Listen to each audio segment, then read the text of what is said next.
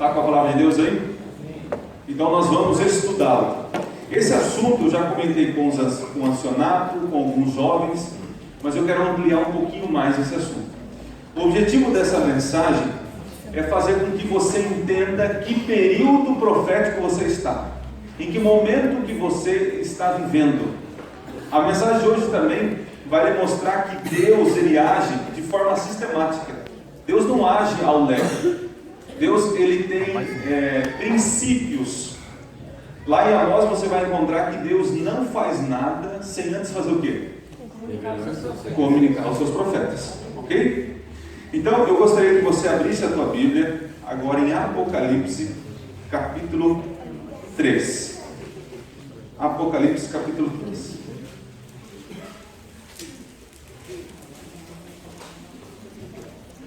Nós vamos ler a partir do verso 15, Apocalipse 3, verso 15.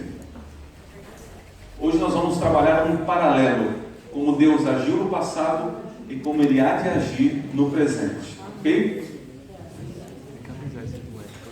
Apocalipse capítulo 3, verso 15, diz o seguinte: conheço as tuas obras, que nem és frio, nem quente. Quem deras fosse frio ou quente, assim porque és morno e nem és quente, nem frio, estou a ponto de vomitar-te da minha boca. Pois dizes, estou rico e abastado, e não preciso de coisa alguma, e nem sabes que tu és infeliz, sim, miserável, pobre, cego e nu. Quanta coisa triste, né?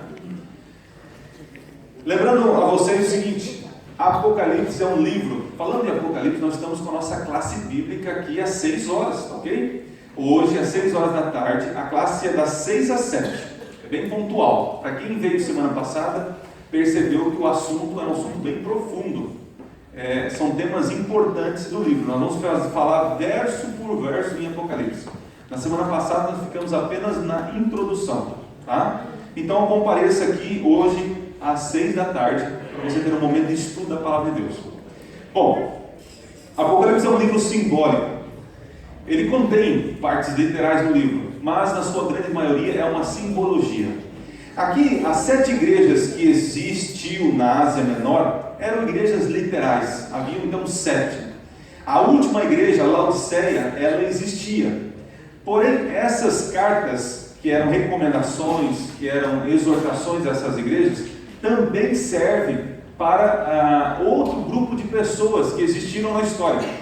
Nós adventistas, assim como os outros cristãos, entendem que, além de ser literal essa exortação para cada igreja que existiu na Ásia Menor, também representa 7 períodos da história cristã ao longo de toda a história, né?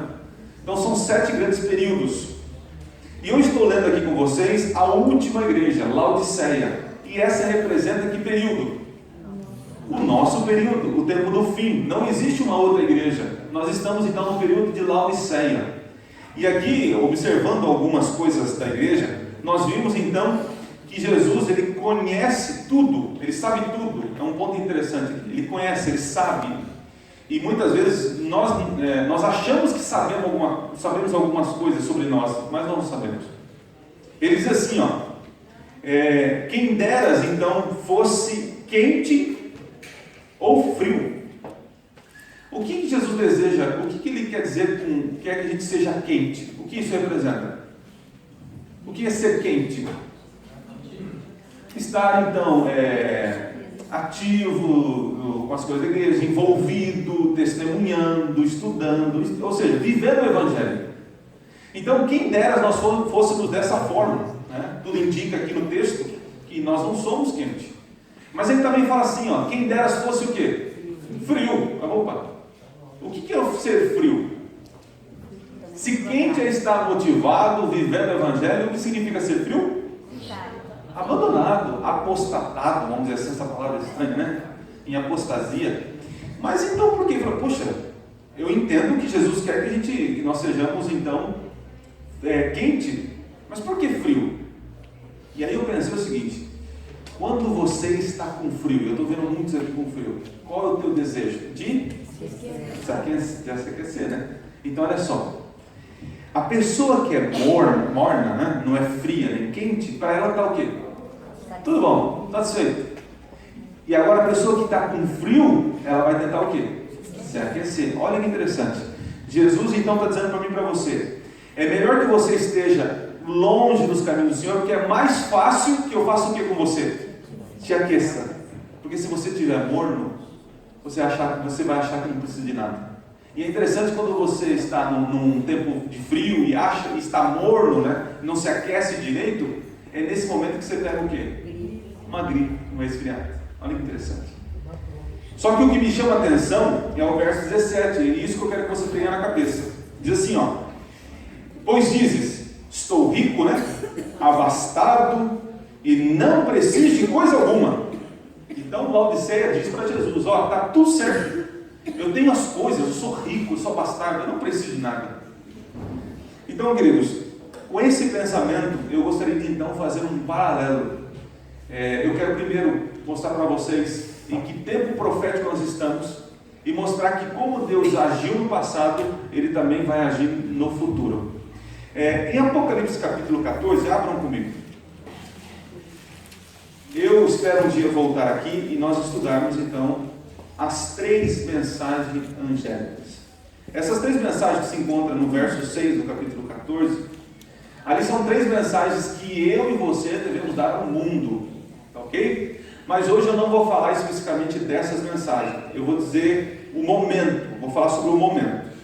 O momento que essas 3 mensagens são dadas é a partir de que momento? Quem sabe? Que se inicia o tempo do fim. Nós sabemos que o tempo do fim, temos uma data aí que nós indicamos, um tempo pontual na história. O tempo do fim começou em 1798, né? Quando a igreja de Roma perde o poderio, quando o Napoleão manda o Berthier, o general, e ele então aprisiona o Papa Pio VI, e ali então a igreja perde o poder. E nesse momento, por que se inicia o tempo do fim? Porque agora se começa as pessoas a investigar a palavra de Deus, ok? Bom, nesse período então começa a se dar as 3 mensagens angélicas, porque essas 3 mensagens angélicas, elas precedem o quê? Uma destruição. Lembra que Deus não vai fazer nada antes de fazer o quê? Comunicar ao povo. Então essas 3 mensagens angélicas, elas se iniciam, né, no tempo do fim, avisando o povo de algo que ia acontecer. Ok? Vamos ver a primeira mensagem? Verso 6. Vi outro anjo voando pelo meio do céu, tendo um evangelho eterno para pregar os que se assentam sobre a terra e a cada nação, tribo, língua e povo, dizendo em grande voz: temei a Deus e dai-lhe glória, pois é chegada a hora do seu juízo, e adorai aquele que fez o céu, a terra, o mar e as fontes das águas. Essa primeira mensagem nós conhecemos, né? É dito, e nós entendemos que essa primeira mensagem começou a ser dada em que ano? 1844, ok? O movimento millerita, através de Guilherme Miller, né? Guilherme Miller estudou as profecias e entendeu que em 1844 a terra seria purificada com a volta de Jesus. Ele acertou a data, porém ele errou o evento. Nós entendemos que Jesus agora passou para uma nova fase do seu trabalho. Se vocês acompanham a história, o ministério de Jesus, você vai conseguir perceber que momento nós estamos na história. Quer ver? Vamos supor, aqui é o santuário, certo? O tabernáculo. O tabernáculo tinha o quê? O pátio, certo? E tinha 2 compartimentos ali. Tinha o lugar santo e o santíssimo. Ok. Jesus, quando nasceu, em que lugar ele estava no santuário? Em lugar nenhum. Ele estava onde? No acampamento. Fora do santuário. Certo? Assim como o cordeiro que era levado para o santuário para o sacrifício, o cordeiro precisava ter uma idade, não é isso? Não era um recém-nascido. Ele tinha quanto tempo que era para ter? 1 ano. Ele era para ser perfeito, sim ou não? Sim. E ele era símbolo de Cristo, ok? Então Cristo nasceu no acampamento, viveu uma vida e não teve nenhuma mancha, nenhum pecado, então ele estava apto a fazer o quê? Entrar no santuário. Então, depois do acampamento, nos seus 30 e tantos anos, ele sai do acampamento e agora ele entra no santuário. Só que ele entra no pátio. E aonde ele vai agora? Realizar a segunda fase do trabalho dele? Aonde ele vai? No altar. Então veja, Jesus não poderia ter entrado no santuário sem antes viver uma vida perfeita, sem pecado. Estão entendendo? Então, depois que ele viveu uma vida sem pecado, ele então entra no santuário para a sua segunda fase, que é fazer o quê? Morrer no altar, que no caso aconteceu no Gólgota. Depois que ele morre, ele ressuscita, ele vai ao céu, ele vai para a terceira fase do ministério dele. Aonde é? No lugar santo. E ali ele faz o quê? Intercede por todos. Só que a partir de 1844, Jesus vai para a quarta fase do trabalho dele. Qual é a quarta? Ele agora vira juiz e começa um juízo investigativo. Tá? E aí existe então uma quarta fase, a quinta fase, que nós não chegamos ainda. É a fase que ele sai do Santíssimo e faz o quê? Vai para onde agora? Para o acampamento, buscar os seus e destruir o pecado. Só que nós estamos em que fase ainda? No lugar Santíssimo. Tá. Só para vocês lembrarem, esse juízo que Jesus começou a fazer é o juízo que, assim como acontece na terra, também Jesus assim procede. O juízo ele é feito em 3 fases, ok? Primeiro se levantam os laudos, é investigado o que aconteceu. Depois que é investigado, levantado todas as provas, agora então se apresenta para as testemunhas. As testemunhas analisam, então ali acontece a segunda fase, que é o juízo de comprovação. Depois o juízo vai para uma terceira fase, que é o juízo de execução. Depois de ter investigado, comprovado, agora vem a sentença, ok? Então Jesus nesse momento está fazendo qual parte do juízo? Comprovação? Execução? Investigação, ok? Então a primeira mensagem do anjo, ela chama a atenção para esse juízo que é chegado. Então Jesus iniciou o trabalho dele em 1844 no processo de juízo investigativo. Aí você deve pensar o seguinte: mas pastor, que negócio de juízo investigativo? Para que Deus não sabe tudo? Por que ele tem que investigar as coisas? Ele precisa do quê? Testemunho. Ele precisa provar que o que ele está fazendo é correto. Quer ver um exemplo? No jardim do Éden, Deus chega e fala assim: Adão, onde estás?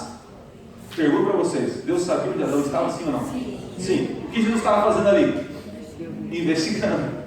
Aí depois ele fala assim: ué, Adão, você comeu do fruto que não era para comer? Pergunto, Jesus sabia sim ou não que ele tinha comido? Mas o que Jesus estava fazendo? Investigando. E queria que ele confessasse, uma testemunha, né? Então, gente, já no jardim do Éden nós já temos um juízo investigativo. Então Deus não faz nada sem antes investigar, provar, comprovar, né, para poder então dar a sentença. Com isso em mente, agora, visando essa primeira mensagem que já começou a ser anunciada, eu quero então fazer um paralelo com outro julgamento que aconteceu na Bíblia. Abram a Bíblia em Gênesis, capítulo 18. Gênesis 18, você vai encontrar então um paralelo dessas 3 mensagens antes de uma destruição. Gênesis 18, ali vai contar a história, o relato histórico da destruição de Sodoma e Gomorra. No verso 20, você já vai encontrar a primeira mensagem. Assim como há um juízo investigativo agora, antes da destruição do mundo, houve uma investigação antes da destruição de Sodoma e Gomorra.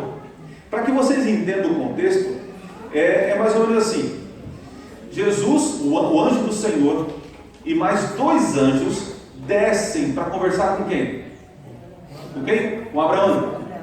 Aí conversa vai, conversa vem, só vou dar uma explicação aqui. E aí Jesus fala assim: eu vou destruir Sodoma e Gomorra e as cidades ali.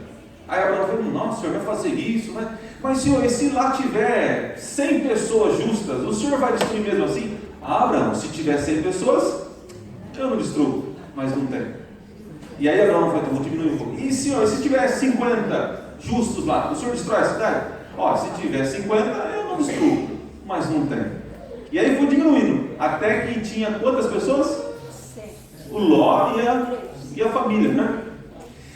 Então veja assim, ó, veja aqui comigo, Gênesis 18, verso 20 e 21. Olha que interessante. Diz assim: disse mais o Senhor, com efeito o clamor de Sodoma e Gomorra tem se multiplicado, e o seu pecado se tem agravado muito. 21. Descerei e verei se de fato o que tem praticado corresponde a esse clamor que é vindo até mim. E assim, e se assim não é, sabê-lo-ei. Ué, mas Jesus sabia que a cidade estava em pecado, sim ou não? Sim. Agora fala que eu vou descer e vou comprovar o que Jesus estava fazendo? Juízo investigativo. Antes de destruir a cidade, ele vai levantar provas para apresentar para uma testemunha. Que testemunha? Abraão, o seu fiel. Assim como na eternidade, Jesus levantou todas as provas e apresenta as provas para que testemunha? Os salvos, os fiéis. Olha que coisa interessante. Perceberam então aqui? Aqui acontece um juízo investigativo antes da destruição. Vamos continuar então. Voltemos então para Apocalipse e vamos ver então a segunda mensagem angélica antes da destruição. Apocalipse capítulo 14, nós vamos ler o verso 8.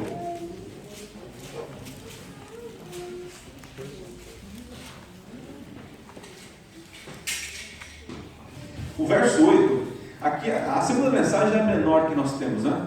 Mas ela tem um grande significado. Diz aqui, ó, verso 8. Seguiu-se outro anjo, o segundo, dizendo: caiu a grande Babilônia, que tem dado a beber de todas as nações do vinho da fúria da sua prostituição.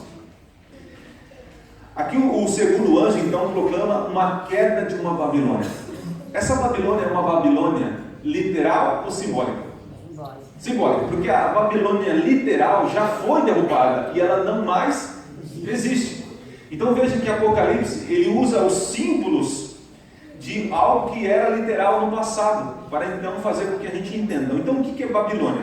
Babilônia, assim como no passado, era uma grande cidade que reunia todo o paganismo ali. Havia uma concentração de crenças. Como eu falei já um dia aqui, Nabucodonosor era um grande conquistador. E se você observar no capítulo 2 de Daniel, você vai encontrar que quando ele tem um sonho, Nabucodonosor, ele chama todas as religiões presentes. Lembra? Os astrólogos, os feiticeiros, os caldeus. E aí tem uma relação de religião que estava ali, né? Os sábios de Babilônia. Então essa Babilônia espiritual dos nossos dias é uma reunião de paganismo, é uma reunião de doutrinas, de crenças, né? de teorias de religião. Então o segundo anjo, ele diz o seguinte: caiu essa grande Babilônia, que tem dado do que, gente?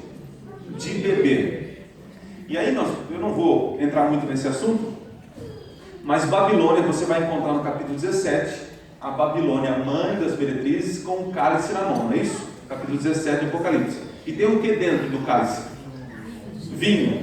E esse vinho é o vinho da prostituição, que Babilônia faz o que para as nações? Engana, dá o vinho, certo? Esse vinho é o engano. Agora só para a gente abrir um parênteses aqui. Que engano é esse que essa Babilônia espiritual entrega para todas as nações? Quem pode dizer um engano? Isso. O Senhor Deus, que é a adoração verdadeira, o sábado verdadeiro. E Babilônia fala assim: não é o sábado de descanso, qualquer domingo. Outra coisa, a Bíblia diz o seguinte: quando você morre, você então descansa, você está no sono da morte. Você é consciente ou inconsciente? Inconsciente. Segundo Babilônia, não. Quando você morre, você vai para um outro plano, ou vai para o céu, e assim vai em várias vertentes. Isso é um engano também. E aí tem outros enganos. O ateísmo também aqui encaixa, os dons espirituais, né? Porque a Bíblia diz o seguinte: que o dom, quando ele vem, ele tem um objetivo. Só que, segundo Babilônia, o dom espiritual, quando vem, alguns falam em línguas estranhas, né? Começa a pular, gritar, rodar, sapatear, enfim. Ok, muito bom. Babilônia é o seguinte, que Babilônia intercede entre o homem e Deus, mas o único intercessor que existe, quem que é? Jesus. Então perceberam que o vinho é os enganos que ela dá então para todas as nações. Então a segunda, agora eu fechei o parênteses, tá? A segunda mensagem então está dizendo o seguinte, que há uma proclamação dizendo o seguinte: caiu, foi desmascarada, não existe Babilônia mais, porque Babilônia estava enganando as nações, e isso é engano, é errado. Então esse terceiro anjo fala das mentiras, prega com a verdade e cai o quê? A mentira. Estão percebendo isso? Então a segunda mensagem está ligada aí com a queda dos enganos da Babilônia. Lembrando, gente, que quando caiu a Babilônia literal no passado, quem foi que desmascarou os enganos de Babilônia literal? Vocês lembram? Quem foi chamado para desmascarar? Para revelar os seus enganos? Quem foi? Daniel. Daniel, lembra que nós estudamos um sábado passado aqui sobre Daniel. Daniel é um tipo de remanescente dos últimos dias. Assim como Daniel denunciou os enganos de Babilônia, eu e você, sendo um Daniel, o que nós temos que fazer? Chamar o pecado pelo nome. Está errado isso. Com todo amor e carinho nós temos que falar. Estão entendendo? Agora vamos encontrar isso em Sodoma e Gomorra. Vamos lá? Gênesis capítulo 19. Voltem para lá. Vamos ver uma queda. A queda da cidade antes da destruição. Gênesis capítulo 19. A partir do verso 12. Gênesis 19, 12. Então disseram os homens a Ló: tens aqui alguém mais dos teus? Genro, e teus filhos, e tuas filhas, e todos quantos tem na cidade, faze-os sair deste lugar.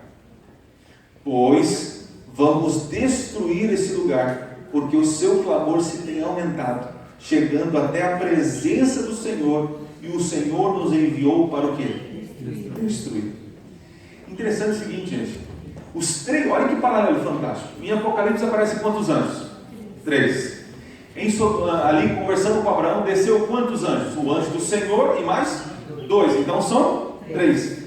Enquanto Abraão fica conversando com Jesus, o anjo do Senhor, esses outros 2 mensageiros fazem o quê?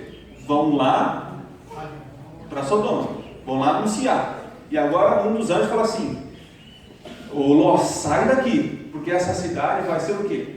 Destruída, vai cair, acabou. O pecado dela já subiu, os enganos, a mentira, a prostituição. Interessante que nós encontramos prostituição em Sodoma e também prostituição em Babilônia. Então essa cidade acabou, o tempo dela já foi determinado, caiu, foi desmascarado. Vai vir o que? Destruição. Vocês estão percebendo que interessante? O paralelo que existe e como que Deus trabalha, né? Deus ele sempre, ele não faz nada de novo, né? Ele sempre usa a forma de repetição. Vamos então para a nossa terceira mensagem. Voltem para Apocalipse capítulo 14. Vamos para lá.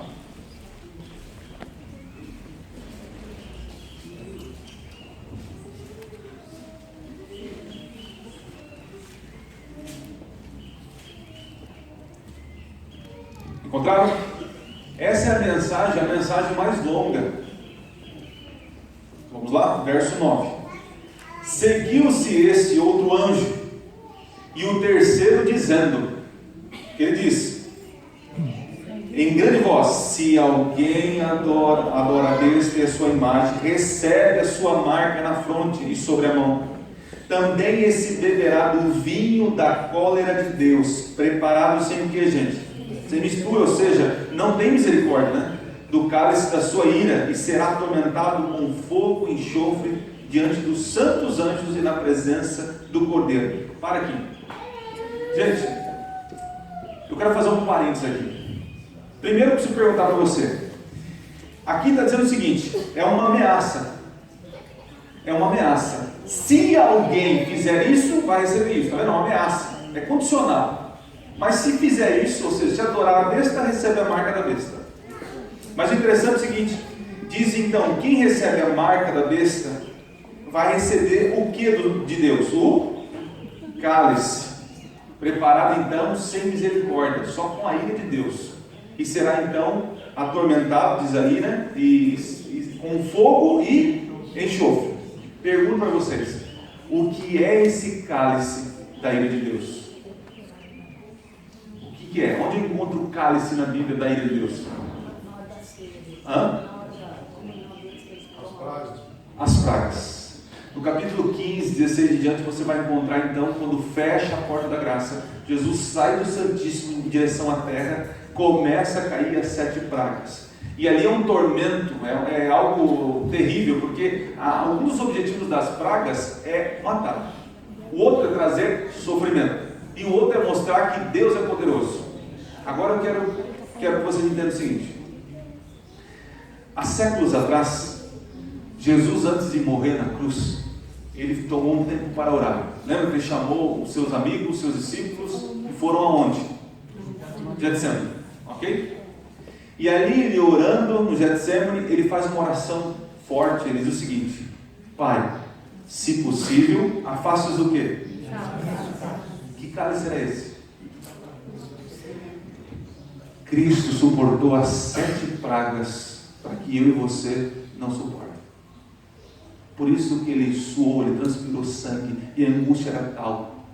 Esse tormento que muitos receberão porque não adoraram a Deus, eles vão receber esse cálice, né? Essa ira. E Jesus suportou essa ira por mim e por você. Olha que amor. Estão entendendo quando ele fala afasta-se o cálice? Porque ele sabia que o cálice da ira de Deus é um tormento, é algo insuportável, mas ele suportou por mim e por você. Louvado seja Deus por isso. Amém. Fecha o parênteses. Então você percebe aqui que haverá então fogo e enxofre, verso 11. A fumaça do seu tormento sobe pelos séculos dos séculos, e não tem descanso algum, nem de dia nem de noite, os adoradores da besta e da sua imagem, e quem quer que receba a marca do seu nome. E aqui está a perseverança dos santos, os que guardam os mandamentos de Deus e a fé em Jesus. Está dizendo o seguinte: persevere até o fim, seja fiel ao Senhor, que você não vai receber esse cálice, esse tormento. Essa mensagem aqui, vou dizer que já começou, já estamos no início dessa mensagem. Logo, logo haverá um poder que se levantará e vai então profanar abertamente o sábado do Senhor. E aquele então que for obediente a essa besta, a esse poder, vai receber essa marca. Mas aquele que forem fiéis aos mandamentos de Deus, vai se livrar desse cálice de tormento. E pelo contrário, terá o selo de Deus e a coroa da eternidade. Vamos ver essa mensagem em Sodoma? Abram lá em Gênesis, capítulo 19. Voltamos.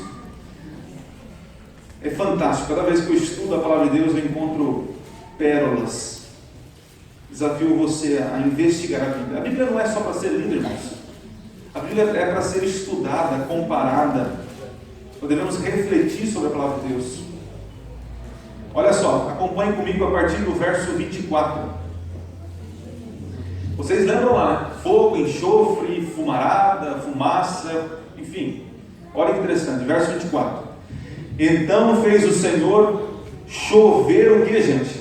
Enxofre e fogo, da parte do Senhor sobre Sodoma e Gomorra. E o que vai ser atormentado as pessoas? Com o quê? Fogo e enxofre. Verso 25. E superverteu aquelas cidades e toda a campina e todos os moradores das cidades e o que nascia na terra. Verso 27. Tendo se levantado Abraão de madrugada, foi para o lugar onde estivera na presença do Senhor, e olhou para Sodoma e Gomorra, e para toda a terra da campina, e viu que da terra subiu o que, gente? Fumaça, como fumarada de uma fornalha. Impressionante. É um paralelo, não vou dizer perfeito, né? Mas é muito parecido. Isso aqui seria coincidência ou Jesuscidência? Jesuscidência, né? Deus não faz nada de novo. Deus ele repete a sua obra, a sua justiça. Mas pastor, o que isso tem a ver? Ah, ok, entendi que as 3 mensagens angélicas preparam, anunciam a destruição de um mundo. Assim como Sodoma, antes de ser destruída, o Senhor avisou o povo. Mas o que isso tem a ver com a minha vida? E eu quero dizer para você o seguinte: eu e você precisamos entender que estamos nos últimos dias. Estamos vivendo num momento em que não há tempo para brincadeiras, momento para se perder com coisas fúteis, não é tempo para ficar com a mente em coisas que não prestam. É o momento de anunciar as 3 mensagens angélicas. Se você observar a história de Sodoma, você vai ver que os anjos, eles pegam Ló pelo braço e falam: Ló, sai daí, Ló. E comentando Ellen White sobre essa história, diz o seguinte: Ló perdeu a mulher porque se demorou na cidade.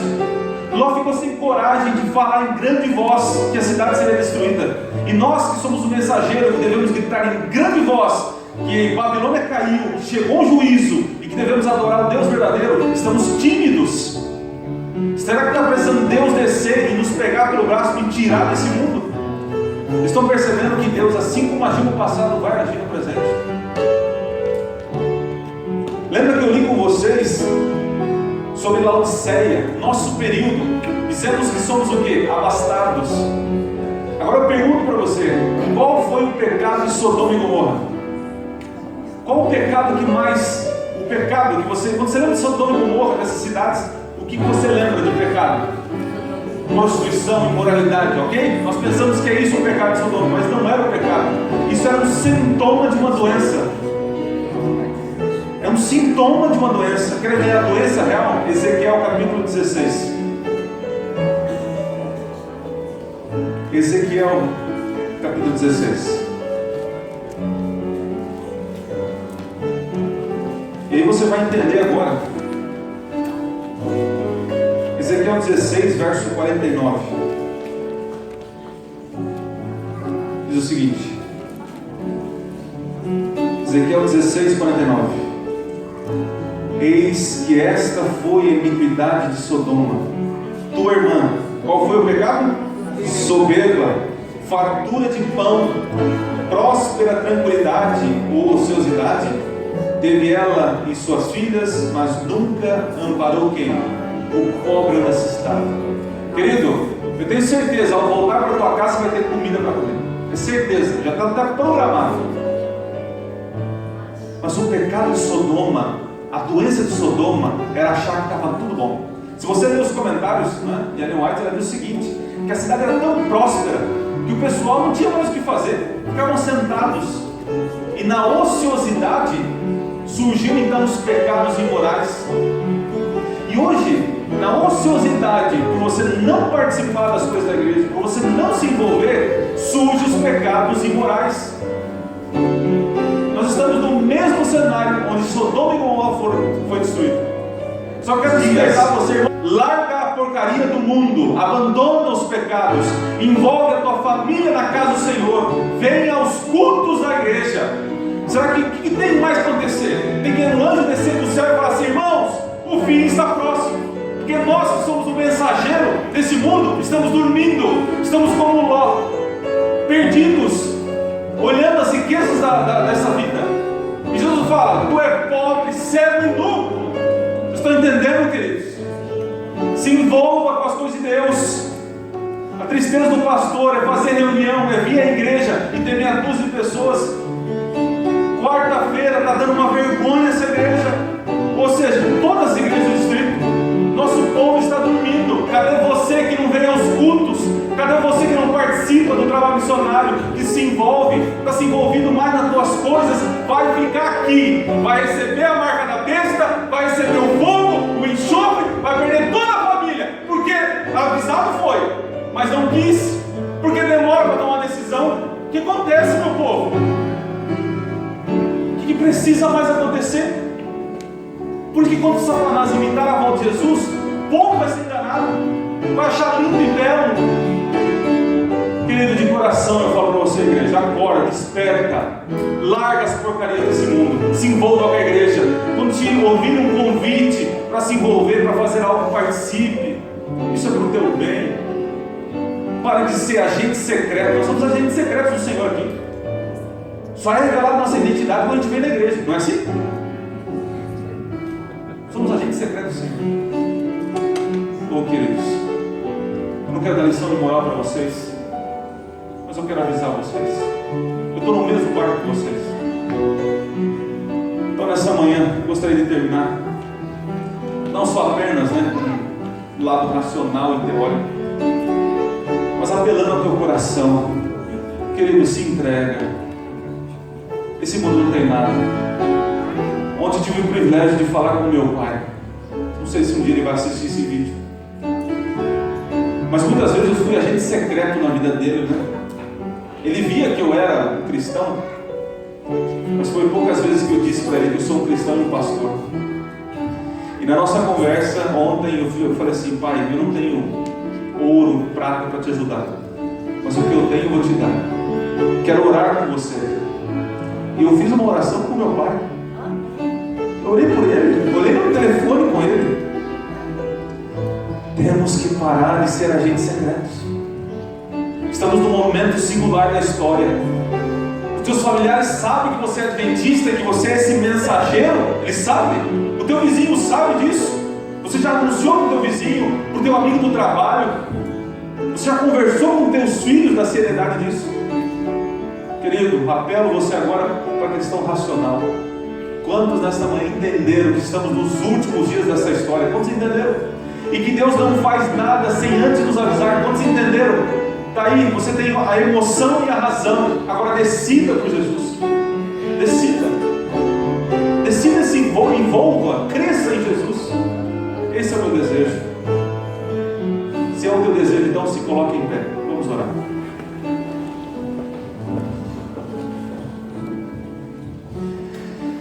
Nosso Deus, nós queremos aqui pedir perdão ao Senhor. Perdão porque muitas vezes somos covardes, às vezes inconscientes. Acostumamos tanto com a tranquilidade da religião que não temos interesse em anunciar nada para ninguém. Não temos interesse de sair do nosso conforto. Quando eu falo conforto, eu queria ser muito claro para os irmãos aqui, porque o Senhor já sabe. Conforto é deixar o Evangelho só para mim. Conforto é não querer mudar. Conforto é olhar um pecado e acariciar e falar assim: não, isso não é para mim. Senhor, revele os pecados dessa igreja para cada um aqui, e que seja um desejo pessoal de mudança. Senhor, eu sei que o Senhor só vai inundar o nosso coração quando ele estiver vazio das porcarias desse mundo. Assim como Ló, o coração dele estava cheio, a mulher também, das cidades, do prazer, da ociosidade, da tranquilidade. Então, Pai, tire isso primeiro do nosso coração, e aí então inunde com teu amor, e nos ajude então a revelar ao mundo quem nós somos, e principalmente quem é o Senhor. Prepare esta igreja, prepare a cada um aqui.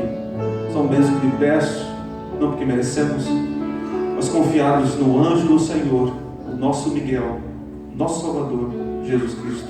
Amém.